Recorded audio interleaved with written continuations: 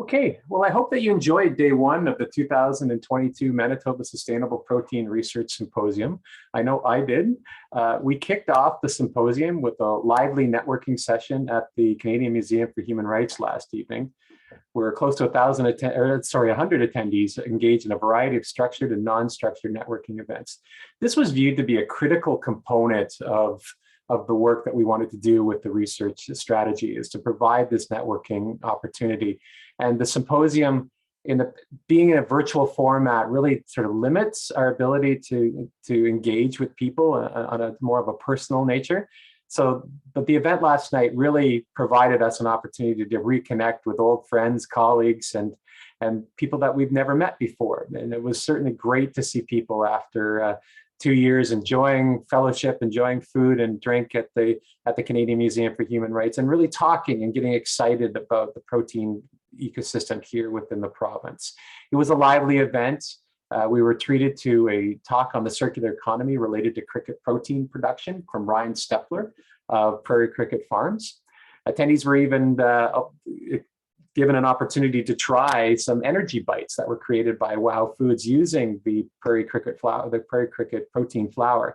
And from all accounts, they were well received. They were in fact delicious. I think that's something that we need to keep in mind, and that alternative proteins are an opportunity for us in this province, and certainly cricket flour is receiving a lot of attention. Furthermore, I think one of the things that I was excited about was to see our students from a food production and development course at the University of Manitoba presenting work that they were doing as part of their course content. And this course is designed to allow groups of students to come together and working in teams to develop food products. And the food products that we were treated to last night was an oat yogurt, a plant-based yogurt that was fermented, included probiotic bacterial cultures, and flavored with banana and strawberry. And I think it was, again, well received. People enjoyed it, and it's something to show that there's opportunities in some of these alternative protein sources to look at creating new products that sort of fit outside the realm of our traditional food offerings. So it was a great opportunity to see the innovation starting at an early stage, really from our students. And we look to continue to explore this opportunity as we move forward with our research symposium and our opportunities into the future. Also, throughout the evening, attendees had the chance to experience a number of appetizers that were created with local protein resources, and we featured foods containing dairy products, bison, beef, pulses, hemp, and cricket protein.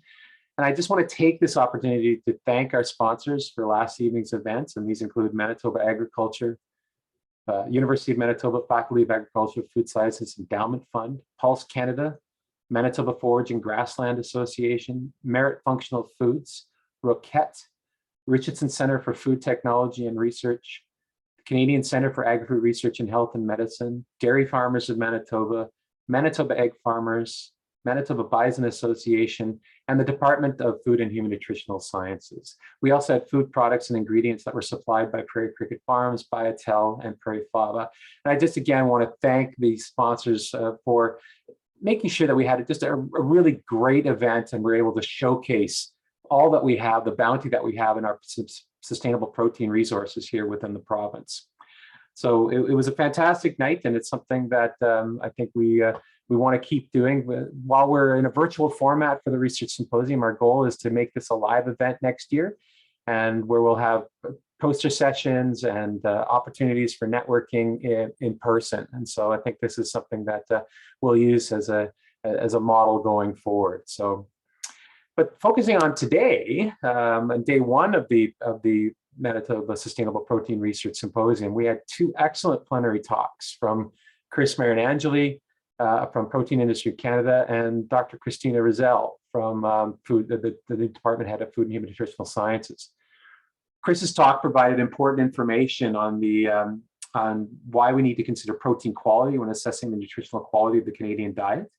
Importantly, especially when we think about those Canadians that are eating 75% or more of their protein from plant-based sources, Chris's data was really showing that it's not the way that they're eating that protein is really not in line with what Health Canada's expectations are. They're not eating legumes, nuts, and seeds. They're getting the bulk of that protein from the grains category, which tends to not be necessarily complementary sources. And so there tends to be a lower protein quality with that.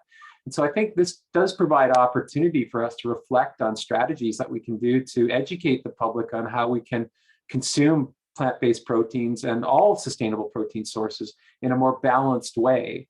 And also does create opportunities for new food product developments. For example, looking at ways in which grain products could be fortified with legume protein sources. And I think that's another option as we move forward. And that was just one example. Dr. Rosell took us on a journey of research that she's been conducting in Spain over the last 20 years, really at the forefront of gluten-free food production, and then highlighting the challenges in replacing that wonderful, complex, viscoelastic gluten,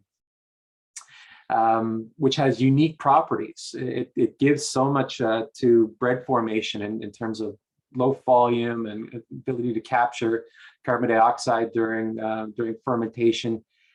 So it's a challenge to remove gluten. And I think Christina's work really highlighted opportunities and how we can mimic gluten and where there are opportunities for new protein resources, new processing techniques, et cetera.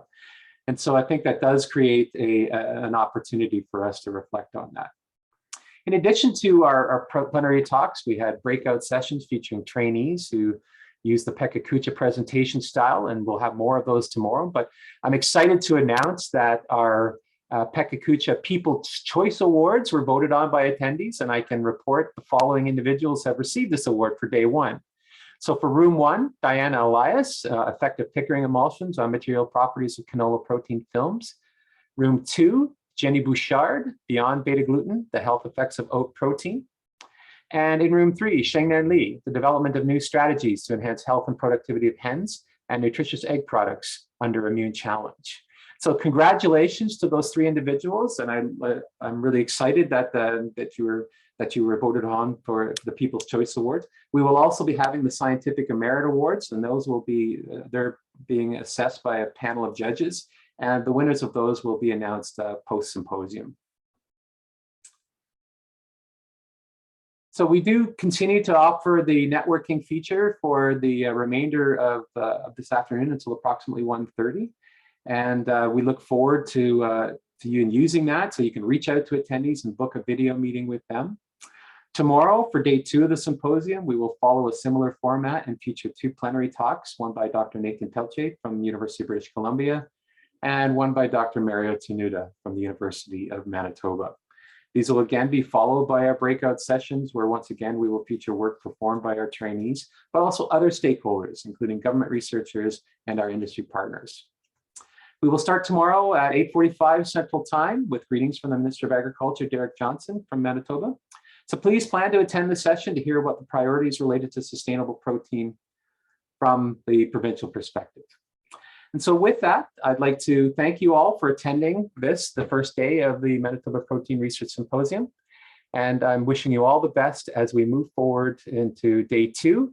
And also for day 3, for those that are attending AIM Day, we look forward to an exciting event that will focus on exploring the circular economy.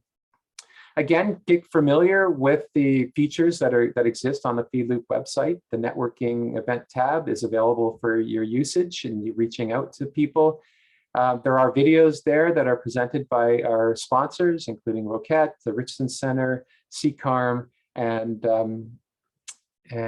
many others. So please look at those as we provide you with an opportunity to connect. So with that, I'll wish you good luck and goodbye for the rest of the day. And we look forward to seeing you at 8:45 tomorrow morning. Thank you very much.